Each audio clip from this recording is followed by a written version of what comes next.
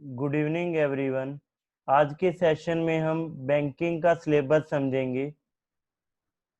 Banking की तैयारी कैसे की जाए, आइए ये समझते हैं। सबसे पहले हम देखते हैं, जब हम बैंकिंग जीके की बात कर रहे हैं, बैंकिंग जीके यानी यहाँ आपको पढ़ना रहेगा जिसे हम जीए कह रहे हैं, जनरल अवेयरनेस। अब ये जनरल अवेयरनेस में क्या आएगा, क्या कुछ हमें पढ़ना है और कितना इम्पोर्टेंट ये सेक्शन रहने वाला है। तो सबसे पहले आपको एक पॉइंट क्लियर कर दिया जाए। आप ये देख रहे हैं, बहुत से स्टूडेंट के मन में फर्स्ट एंड फॉरमोस्ट थिंग रहता है, is it important section? The answer is yes, it is. अभी हम देखते हैं ये इम्पोर्टेंट सेक्शन क्यों रहेगा। क्योंकि आपको पता है, जब आप बैंक एग्जाम में प्रिपेयर कर रहे हैं तो बैंक के एग्जाम में आपको फेस करने रहता है प्री एंड मेंस। ठीक है।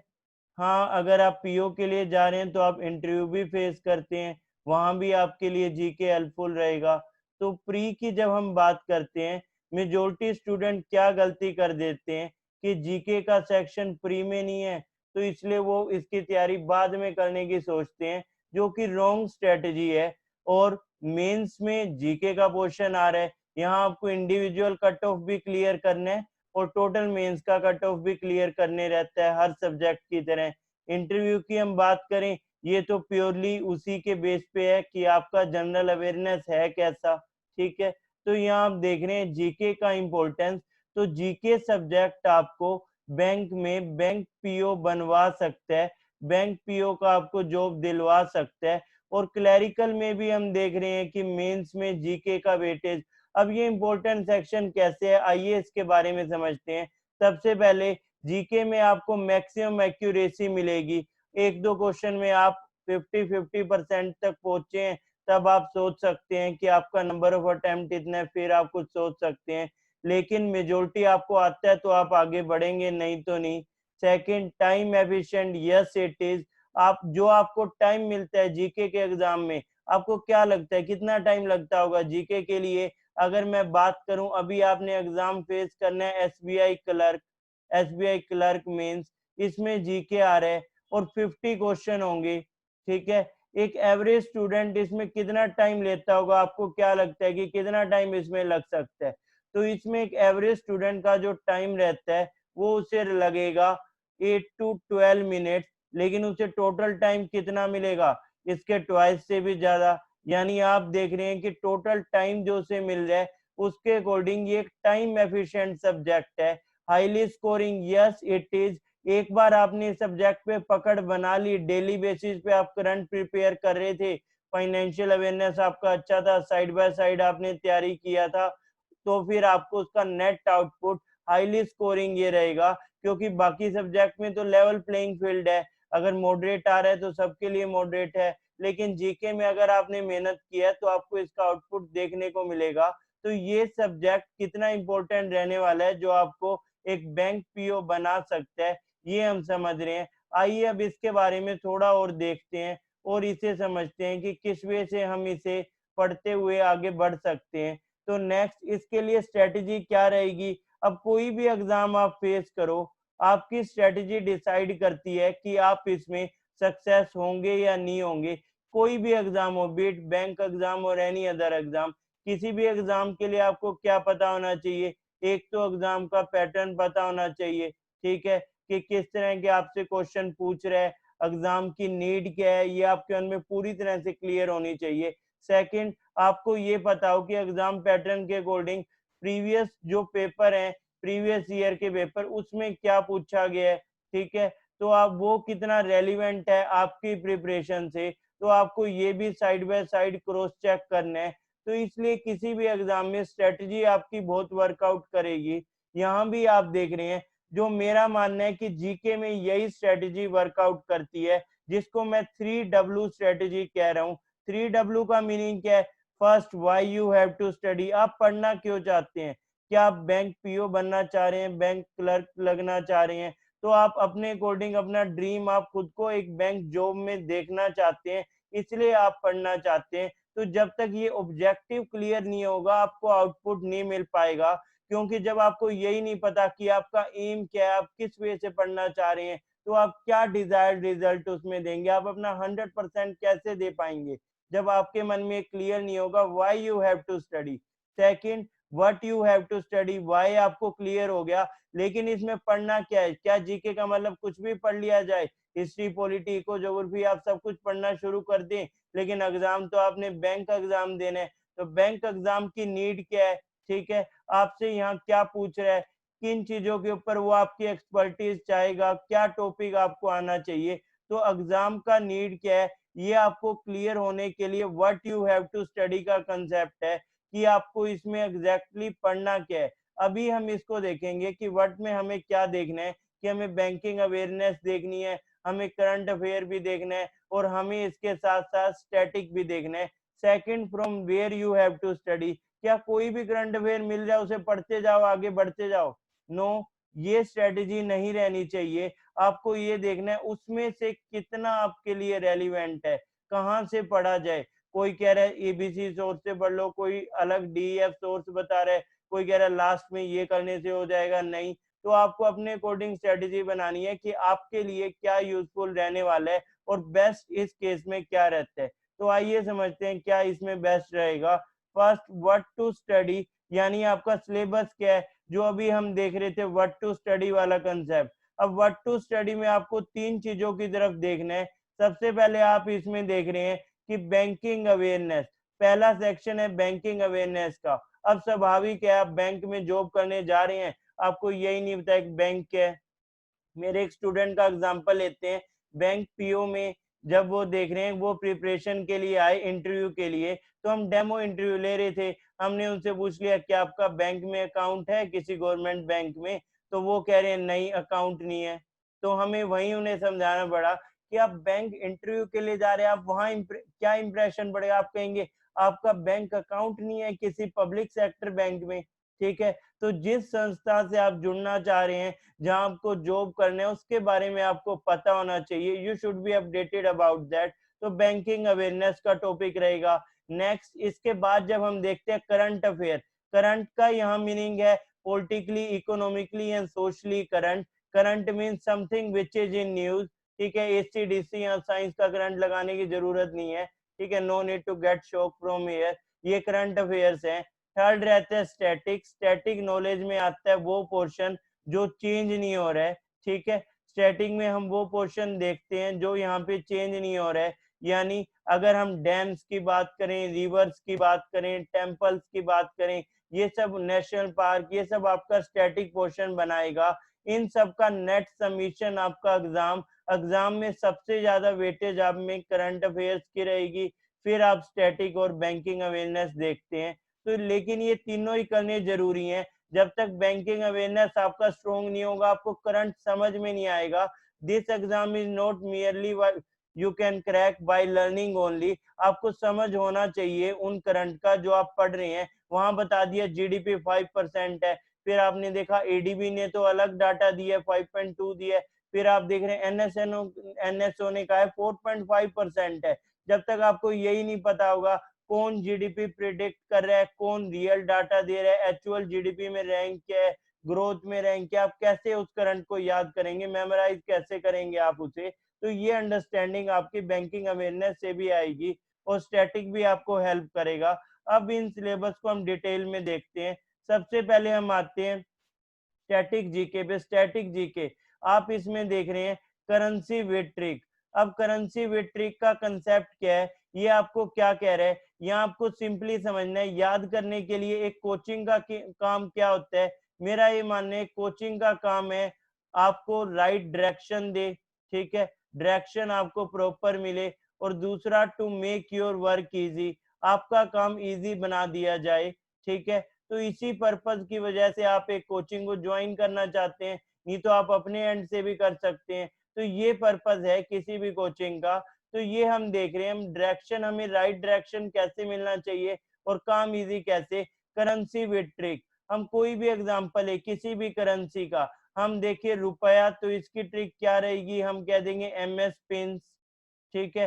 MS पिन स्ट्रिक रहेगी, मतलब Mauritius, Seychelles, Pakistan, India, Nepal, Sri Lanka, इन सब का करेंसी रुपीज है। मैं कहूँ डॉलर, तो डॉलर की रहेगी सी न्यूज आज तक। और भी ट्रिक है इसका, ठीक है, एक छोटा ट्रिक मैं यहाँ डिस्कस कर रहा हूँ, सी न्यूज आज तक। अब इसका मीनिंग क्या, ये डॉलर का ट्रिक हो जाएगा। डॉलर का ट्रिक कैसे, सी से सिंगापुर, न्यूज से न्यूजीलैंड, आज से ऑस्ट्रेलिया, तै से ताइवान, कै से कनाडा, ठीक है, तो ये डॉलर के लिए हो जाएगा। तो करेंसी विथ ट्रिक। फिर हम देखेंगे कैपिटल विथ ट्रिक, फिर हम देखेंगे dances of India. Dances of India में आते हैं क्लासिकल डांस है, या फिर हम बात कर रहे हैं फोक डांस की, ठीक है, यानी लोक नृत्य, क्लासिकल डांस या फोक डांस। तो ये हम देख रहे हैं, इसमें नागिन डांस वगैरह इंक्लूड मत कर लेना। तो क्लासिकल और फोक की हम बात कर रहे हैं। क्लासिकल डांस में 8 टाइप्स हम पढ़ेंगे। ये भारतीय नाटक अकेडमी जो है, उन्होंने 8 डांस को एज अ क्लासिकल डांस का है। तो इसमें हम पढ़ेंगे भरतनाट्यम, कुचिपुड़ी, कथकली, कथक, ये सब डांस, मोहिनी अट्टम वगैरह, ये हम क्लासिकल में पढ़ने वाले हैं। फोक डांस में आते हैं गरबा, डांडिया, बिहू, ये सब हम फोक डांस, लोक नृत्य में देखेंगे। फिर आते हैं एयरपोर्ट। एयरपोर्ट की हम बात करें, एक एयरपोर्ट अभी न्यूज में रहा था, कोशक बाकुला रिम्पोचे, जो कि आप देख रहे हैं केबीआर एयरपोर्ट। केबीआर एयरपोर्ट कहाँ का है, लेह का एयरपोर्ट है। एक एयरपोर्ट न्यूज में रहा केम्पेगौड़ा। केम्पेगौड़ा एयरपोर्ट कहाँ का है, बेंगलोर का एयरपोर्ट है। तो ये सब एग्जाम्पल हम देख रहे हैं। ये एग्जाम्पल कहीं ना कहीं हमें ये बता रहे हैं कि स्टैटिक को याद करना क्यों जरूरी है, साइड बाय साइड आपका करंट का बैकअप कैसे बन रहा है। डायरेक्ट क्वेश्चन भी स्टैटिक से पूछ सकते हैं, और इनडायरेक्ट करंट में भी आपको इसका हेल्प मिल सकता है। नेक्स्ट आता है डैम्स। अगर हम डैम्स की बात करें, तो इसमें हमें पता हो रिहान डैम कहाँ है, हीराकुद डैम की हम बात कर रहे हैं, ठीक है, बैंक एग्जाम में बहुत बार पूछ चुका है हीराकुद डैम, रिहान डैम। 2017 का एग्जाम देखो, रिहान डैम, ठीक है, हीराकुद डैम भी पूछते रहते हैं। तो ये कुछ एक डैम के एग्जाम्पल हैं, इन्हें भी हम ट्रिक से करेंगे। इन सबको मैप बना के बढ़िया से हम समझ सकते हैं कि रिहान डैम, हीराकुद, नागार्जुना डैम, अर्जुन कृष्ण एक साथ आएंगे तो कृष्णा रिवर पे हीराकुद हीरे मिलेंगे, जिस कुंड में महान है वो नदी, तो महानदी पे है ये। तो ये सब हम आगे समझने वाले हैं। River side cities, river side cities में हम देखेंगे, अगर हम एग्जाम्पल ले सूरत, सूरत की सिटी, सूरत का हम एग्जाम्पल लें, या किसी भी सिटी, अहमदाबाद का हम एग्जाम्पल लेते हैं, अहमदाबाद साबरमती नदी के किनारे। हम एग्जाम्पल लेते हैं अयोध्या, अयोध्या सरयू नदी के किनारे। और हम हैदराबाद, हैदराबाद मूसी रिवर के किनारे, ठीक है। तो ये हम एग्जाम्पल लेते हुए चल रहे हैं रिवर साइड सिटीज। तो ये भी हम देखेंगे, इसमें हम देख सकते हैं हैदराबाद, ठीक है, अयोध्या, ये किस नदी के किनारे हैं, ठीक है, ये हम देख सकते हैं इसमें। नेक्स्ट आते हैं यूनेस्को हेरिटेज साइट। कितनी यूनेस्को हेरिटेज साइट है, 36 प्लस इनका नंबर हो गया है। लेटेस्ट में इसमें जयपुर को as a heritage city add किया है। Jaipur second heritage city add हुआ है यूनेस्को के हेरिटेज साइट में, ठीक है। इससे पहले अहमदाबाद ऑलरेडी एडिड है एज अ हेरिटेज सिटी, अब जयपुर भी ऐड हुआ है। इसके अलावा ताजमहल भी एक यूनेस्को की हेरिटेज साइट है, Qutub Minar and it's complex भी, चोलाज टेम्पल भी, ये सब यूनेस्को की हेरिटेज साइट है। इन्हें हम अलग से एक एक सेपरेट लेक्चर इन पे करने वाले हैं। Next temples of India. Temples की हम बात करें, बद्रीनाथ, केदारनाथ, गंगोत्री, यमुनोत्री, ये सब हैं देवभूमि, यानी हम बात करें उत्तराखंड की, ठीक है। तो ये सब टेम्पल का भी हम एग्जाम्पल ले रहे हैं, बद्रीनाथ, केदारनाथ, ठीक है। तो ये सब एग्जाम्पल हम देख के चलें। अभी बैंक में पूछा था रेड टेम्पल कहाँ पे है, लास्ट ईयर के एग्जाम में रेड टेम्पल, यानी ये करना, जो करनी माता टेम्पल है राजस्थान में, उसके बारे में पूछ रहे थे। तो टेम्पल्स ऑफ इंडिया भी हमें करना है। इंटरनेशनल ऑर्गेनाइजेशन एंड हेडक्वार्टर, तो आपसे पूछते रहेगा वर्ल्ड इकोनॉमिक फोरम, ठीक है, इसका हेडक्वार्टर कहाँ है। वर्ल्ड इकोनॉमिक फोरम की हम बात कर रहे हैं। यूनेस्को का हेडक्वार्टर कहाँ है, अभी हम पढ़ रहे थे यूनेस्को के बारे में, ठीक है, Davos, World Economic Forum, UNESCO, Paris. तो ये हमारे पास मल्टीपल एग्जाम्पल हैं, इस तरह से आपसे पूछ सकते हैं। नेशनल पार्क, आपसे वो पूछेगा मानस वाइल्ड लाइफ सेंचुरी कहाँ है, नेशनल पार्क और wild life sanctuary.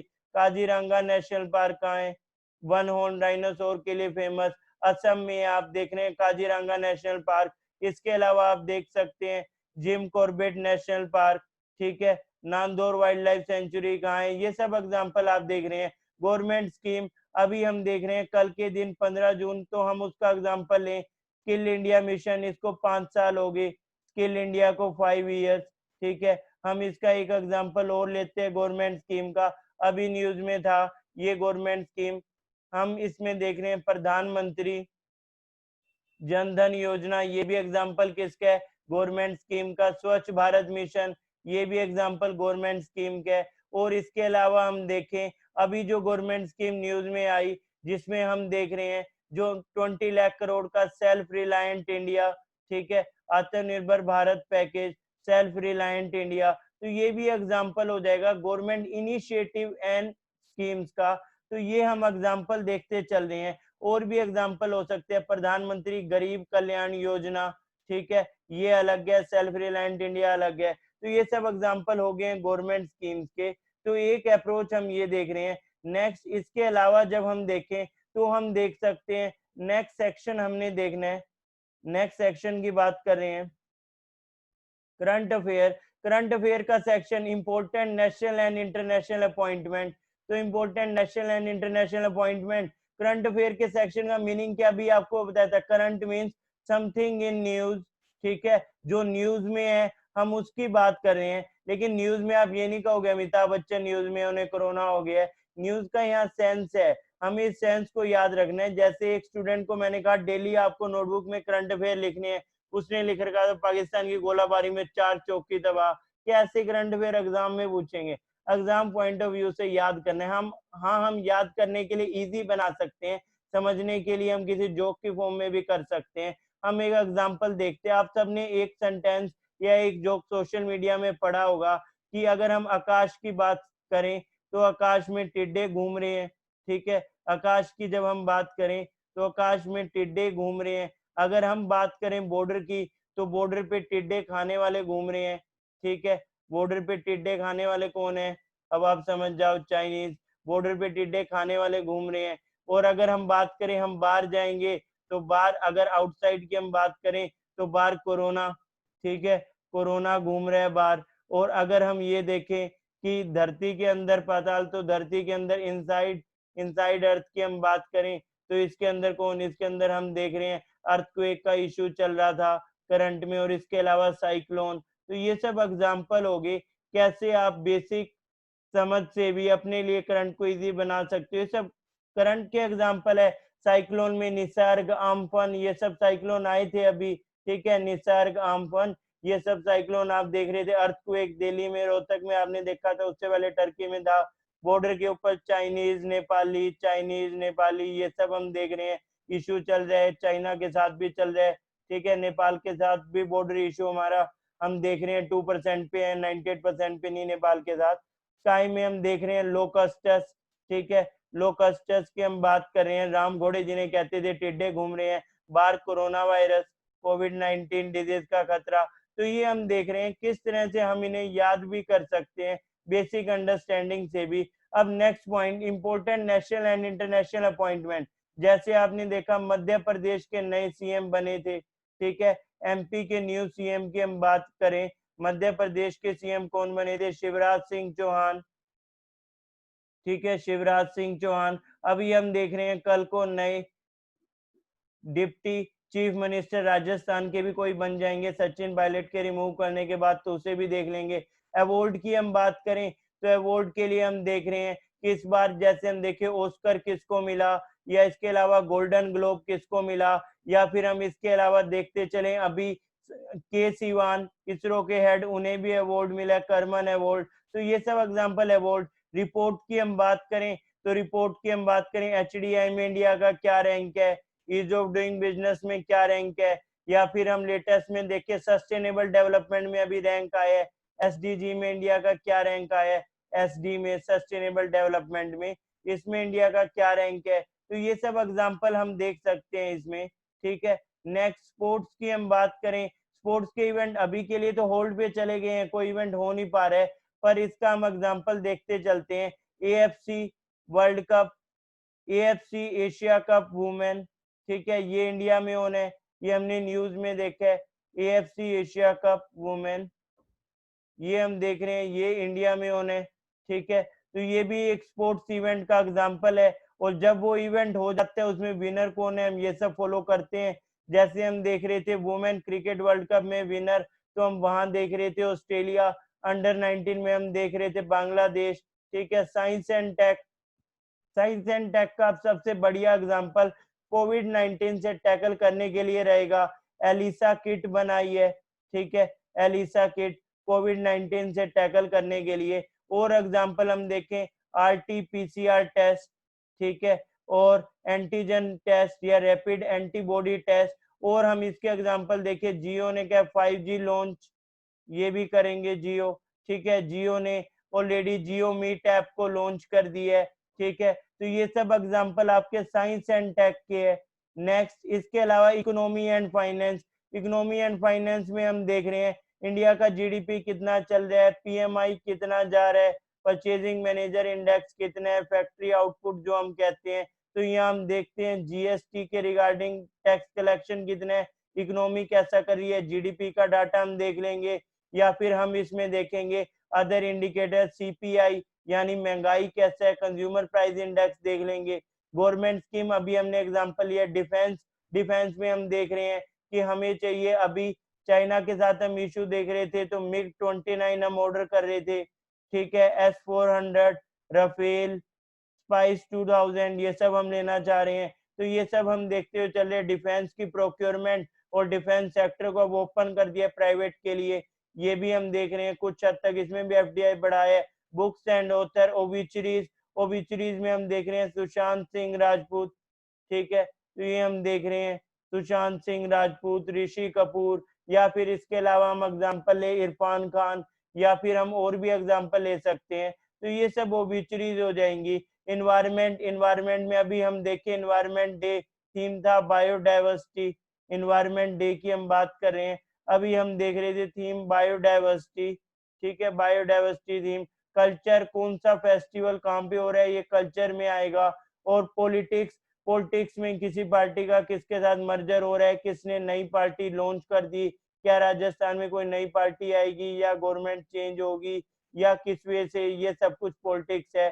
Social justice, कोई गवर्नमेंट स्कीम सोशल जस्टिस के लिए लॉन्च किया, जैसे आप देख रहे हैं जो माइग्रेंट वर्कर्स हैं उनके लिए स्कीम लॉन्च की है, माइग्रेंट वर्कर्स के लिए। वो स्कीम है प्रधानमंत्री गरीब कल्याण रोजगार अभियान, प्रधानमंत्री गरीब कल्याण रोजगार अभियान। तो ये एक एग्जांपल हो जाएगा एक स्कीम सोशल जस्टिस के लिए। कोई पेंशन स्कीम, नए लेबर लॉज आ रही हैं, ये भी सोशल जस्टिस, ठीक है। अब आते हैं नेक्स्ट सेक्शन पे जो है आपका बैंकिंग अवेयरनेस का सेक्शन। इस सेक्शन को जब हम डिस्कस करें कि इसमें पढ़ने का वे क्या रहता है, बैंक के बारे में आपने पढ़ना है। तो पहले आपको क्या बताओ, मनी, मनी के टाइप बताओ, बार्टर सिस्टम क्या होता है, ठीक है, कमोडिटी मनी क्या होती है।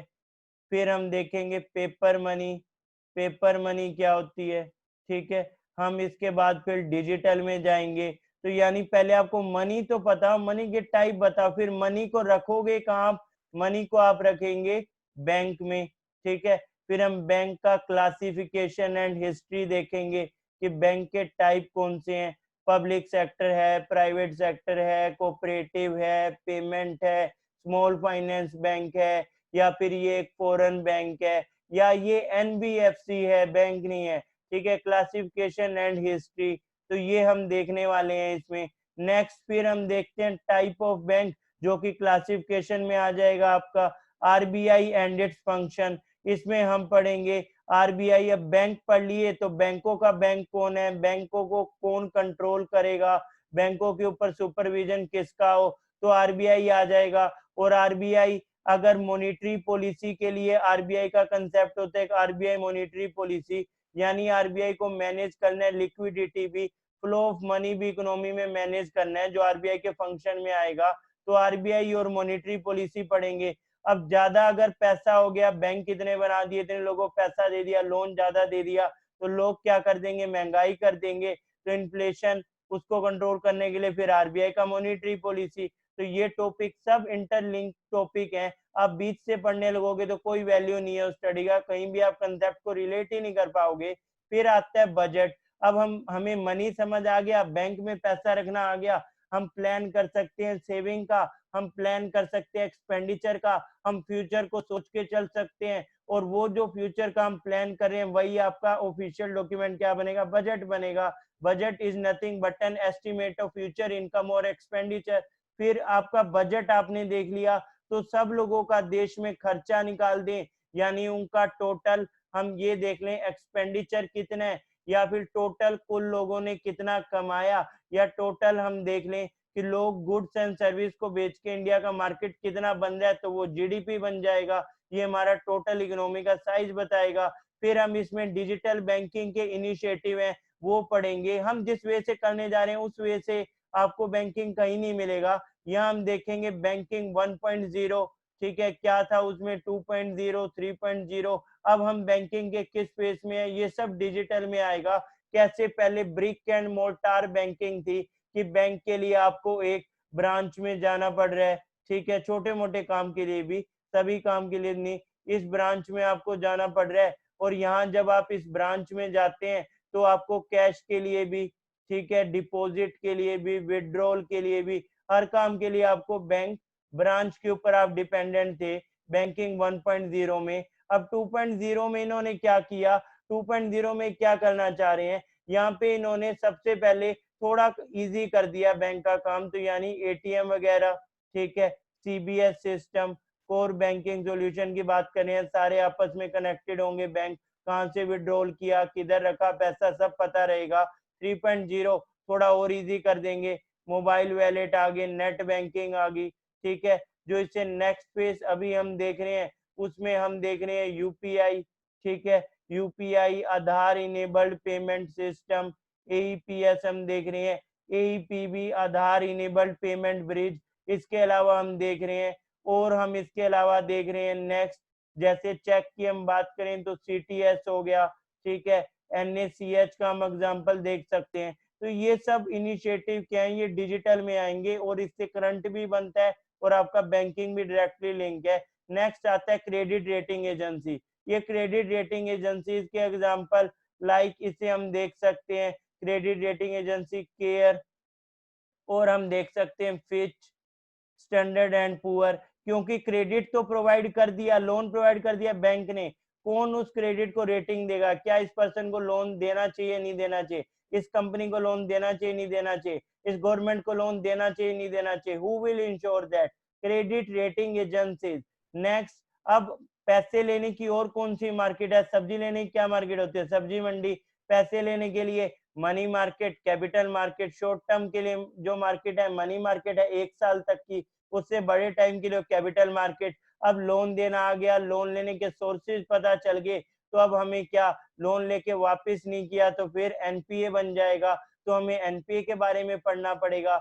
नेक्स्ट, एनपीए के बारे में हमने पढ़ लिया, एनआई एक्ट 1881 भी हम देखेंगे, बेसल नॉर्म्स, ठीक है, इंटरनेशनल बैंकिंग स्टैंडर्ड्स क्या कह रहे हैं, बैंकिंग गाइडलाइन क्या कह रही है, ठीक है, ये भी एक गाइडलाइन है हम देख रहे हैं, ये गाइडलाइन क्या कह रही है, दुनिया भर के बैंक फेल नहीं होने चाहिए। और इसके अलावा आपके मिसलेनियस टॉपिक और जनरल टॉपिक आ जाएंगे, लाइक हम डिस्कस करेंगे अबाउट इंश्योरेंस, ठीक है, और हम डिस्कस करेंगे इसके अलावा इंश्योरेंस, प्रोविडेंट फंड, इन सब में क्या डिफरेंस रहता है, ठीक है, या फिर हम देखेंगे पेंशन ऑप्शन ये कैसे अलग है इनसे। और जो टॉपिक ज्यादा न्यूज में रहा, कोऑपरेटिव बैंक को अभी आपने देखा है बैंकिंग रेगुलेशन एक्ट के अंदर ये डालने हैं 49 में, तो उसका क्या मीनिंग है वो सब हम देखने वाले हैं। तो ये सारे टॉपिक आपके बैंकिंग अवेयरनेस में आएंगे, यहाँ से आप स्टार्ट करेंगे और बिल्कुल एक मास्टर बन के आप इधर से निकलेंगे, आपकी अपनी एक्सपर्टीज हो जाएगी। हर टॉपिक कुछ कहता है, हर टॉपिक लिंक क्या है इससे,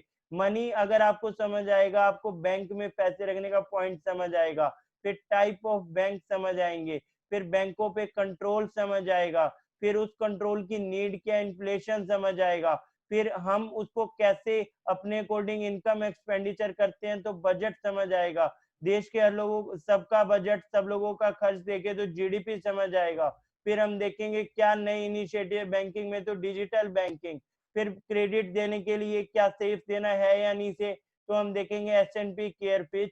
फिर आते हैं और क्या सोर्सेज हैं इसके, money market, capital market, NPA and likewise. तो ये सब आपको बैंकिंग अवेयरनेस में पढ़ने को मिलेगा। अब इसके अलावा जो नेक्स्ट सेशन, यानी अब हम देखते हैं कि क्या बैंकिंग के या इनके सोर्सेज क्या रहेंगे, सी आप फॉलो करते हैं कुछ स्टैंडर्ड न्यूज़पेपर, अगर आप एसबीआई के लिए एस्पिरेंट है तो आप फाइनेंशियल एक्सप्रेस, ठीक है, इसे आप फॉलो कर सकते हैं, या फिर लाइव मिंट को फॉलो कर सकते हैं। ये स्टैंडर्ड न्यूज़पेपर, ठीक है, इनका गिस्ट हम लोग क्लास में पढ़ेंगे, बहुत बेहतर ढंग से डिस्कस भी करेंगे। तो ये आप देख रहे हैं फाइनेंशियल एक्सप्रेस, लाइव मिंट, ये किसके लिए, फॉर एसबीआई। अदर एग्जाम के लिए आप फॉलो कर सकते हैं द हिंदू या द इंडियन एक्सप्रेस को भी, ठीक है, इन न्यूज़पेपर को भी आप फॉलो कर सकते हैं। नेक्स्ट, अगर हम मैगजीन की बात करें, इनकी क्या इंपॉर्टेंस है, तो मैगजीन की इंपॉर्टेंस है they are good for revision, ठीक है, इनके ऊपर डिपेंड नहीं रहना है, लेकिन रिवीजन के पर्पज से आप रख सकते हो, कुछ मिस ना हो गया हो, कहीं आप लैक नहीं कर रहे हो तो आप मैगजीन्स को फॉलो करेंगे। थर्ड रहता है ऐप या पोर्टल, जैसे मैं अपनी बात करूं, मैंने टेलीग्राम पे चैनल जीके लाइव, यहाँ आपको डेली न्यूज़पेपर मिलेगा, क्विज मिलेगा, और इसके अलावा रेलिवेंट पीडीएफ, ठीक है, ये हम देख रहे हैं टेलीग्राम पे, और सिमिलर नेम से फेसबुक पे भी, ठीक है, तो ये भी हम देख रहे हैं। तो इस तरह के ऐप पोर्टल, और भी ऐप पोर्टल हैं आपको पता है बैंकिंग के लिए, तो वो भी आपके कुछ सोर्सेज हो सकते हैं। तो ये एग्जांपल है कि आप आपके लिए वाई वेयर व्हाट क्यों इम्पोर्टेंट रहता है अगर हम जीके पढ़ना चाह रहे हैं। तो आई होप इसका पर्पस और आपको मीनिंग क्लियर हो गया होगा, कैसे ये सब रहने वाला है और किस वे से आपने पढ़ना है। अब आगे की क्लास हम करेंगे नेक्स्ट टॉपिक के ऊपर, और वो टॉपिक आपका रहेगा, जो फर्स्ट टॉपिक इसका होगा, वो टॉपिक होगा बैंकिंग अवेयरनेस। और बैंकिंग अवेयरनेस में फर्स्ट हम करेंगे बैंकिंग हिस्ट्री के बारे में, कि बैंक क्या है, किस तरह से बैंक वर्कआउट कर रहे हैं, बैंकिंग का हिस्ट्री, किस तरह से इंडिया में बैंक आए और कैसे कैसे उनके नेम पढ़ते गए, ये सब हम देखेंगे। इसका एक ओवरव्यू हम ले लेते हैं। जब हम बैंक हिस्ट्री पढ़ेंगे तो हम बैंक हिस्ट्री में इंडिया के एंड से हम देखेंगे, ठीक है, कि इंडिया में बैंकिंग स्ट्रक्चर कैसे शुरू हुआ, ठीक है, इसको हम लोग समझेंगे कि बैंक का मीनिंग क्या है, किस तरह से बैंकिंग स्ट्रक्चर इंडिया में स्टार्ट हुआ, बैंक का मीनिंग क्या, ये हेलिन वर्ल्ड बैंकों से आया है या फिर ये इटालियन वर्ल्ड बैंका से आया है, इसका मीनिंग वुडन बेंचेस पर बैठकर आपस में लेन देन करना है। और पहला बैंक हिंदुस्तान में अब अंग्रेज है, बैंक ऑफ हिंदुस्तान 1770 में। फिर हम देख रहे हैं इन बैंकों को किस वे से हम पढ़ते हुए आगे बढ़ेंगे। 1786 में bank general bank of India, फिर 1853 mercantile bank of India, 65 Allahabad bank और 69 HSBC, 1881 oath commercial, 1894 PNB, 1908 bank of Baroda, 1911 central bank of India. तो ये सब हम आगे पढ़ने वाले हैं नेक्स्ट टॉपिक में। आई होप यहाँ तक आपको ये सब क्लियर रहेगा। आज के लिए इतना ही करते हैं। Thank you class, have a nice day.